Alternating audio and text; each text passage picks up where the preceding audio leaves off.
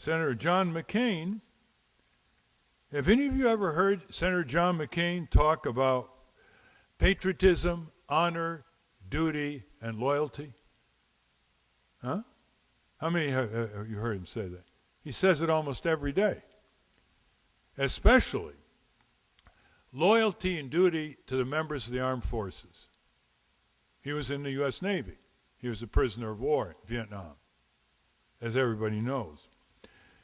But very few people know that on June 8th, 1967, Israeli warplanes attacked a defenseless communication ship during the Israeli-Egyptian War that was in the Mediterranean called the USS Liberty.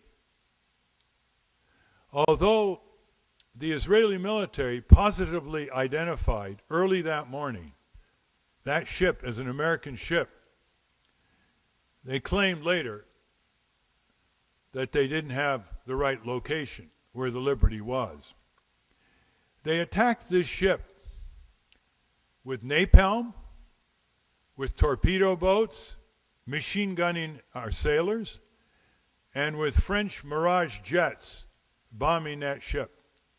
34 sailors lost their lives, 170 were wounded as that ship barely limped to an island base in the Mediterranean. What happened after that is something Senator McCain should answer for. A board of inquiry was established by Secretary of Defense McNamara and President Lyndon Johnson.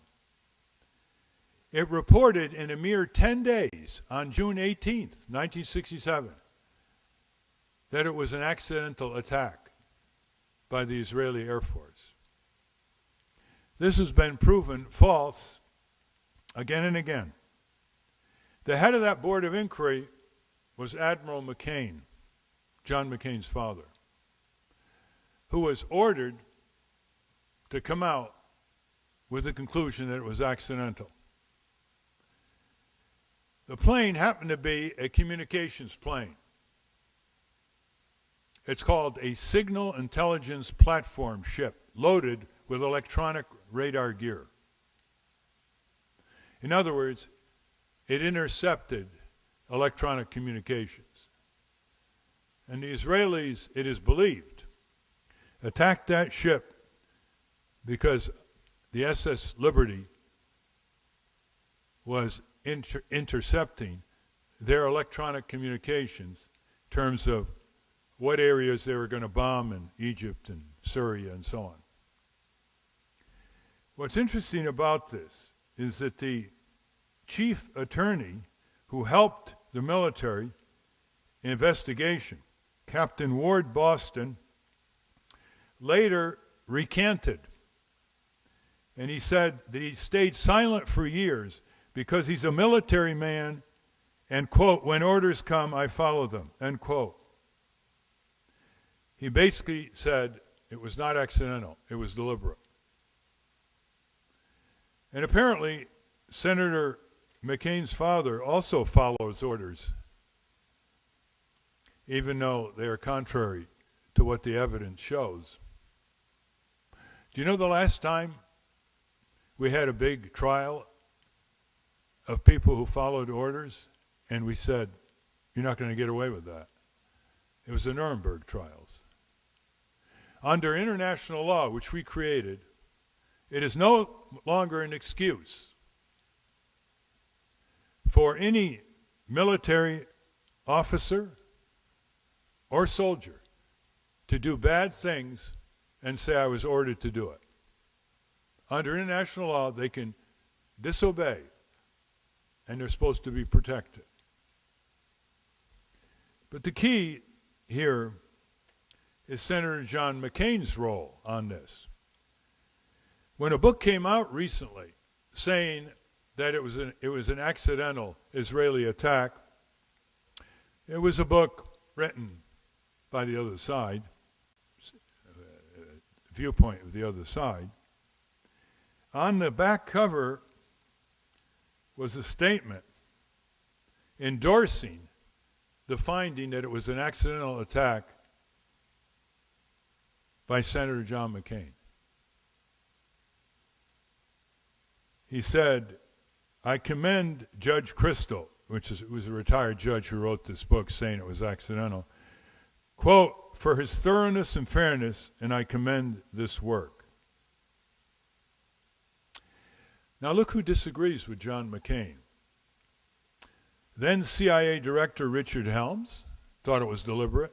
Secretary of State Dean Rusk thought it was deliberate. Admiral Thomas Hinman Maurer, former Chief of Naval Operations and Chairman of the Joint Chiefs of Staff, said the attack was deliberate.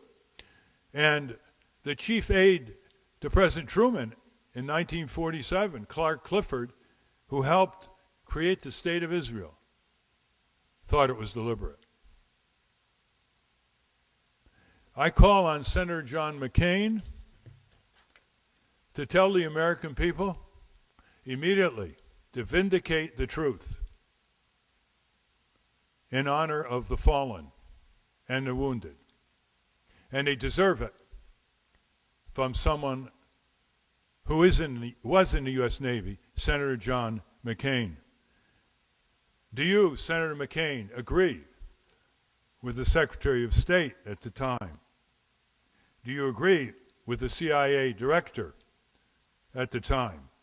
Do you agree with your Admiral, Thomas Maurer, former Chief of Naval Operations and Chairman of the Joint Chiefs of Staff, that the attack by the Israeli Air Force and Navy was deliberate on the USS Liberty?